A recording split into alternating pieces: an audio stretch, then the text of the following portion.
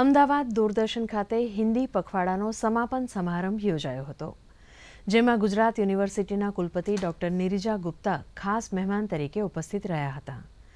હિન્દી પખવાડામાં વિવિધ કેટેગરીમાં ઉત્કૃષ્ટ દેખાવ કરનારા કર્મચારીઓને પ્રમાણપત્ર એનાયત કરીને સન્માનિત કરવામાં આવ્યા હતા. દૂરદર્શન કેન્દ્ર અમદાવાદના ડીડીજી એન્જિનિયરિંગ ઋષિ કપૂર, આકાશવાણીના ડીડીજી એનએલ ચૌહાણ, દૂરદર્શનના એન્જિનિયરિંગ વિભાગના ડેપ્યુટી ડાયરેક્ટર આઈજી પરમાર તેમજ ડેપ્યુટી ડાયરેક્ટર અને head of news Nishit Joshi સહિત અધિકારીઓ આ કાર્યક્રમમાં ઉપસ્થિત રહ્યા હતા. हम भाषा को अंदर अपने एक जैसे उगती है भाषा ऐसे बीज बो रहे हैं, तो हमें क ख ग घ सिखाया जाता था ऐसे कि क से कुल दुनिया हमारी जिसमें भारत देश है, ख से खेती जिसमें जीवन दान का संदेश है, ग से गंगा सबसे पहले आई उतरी थी यहाँ, घ से घर की आबरू रक्षक है जिसके नौजवान.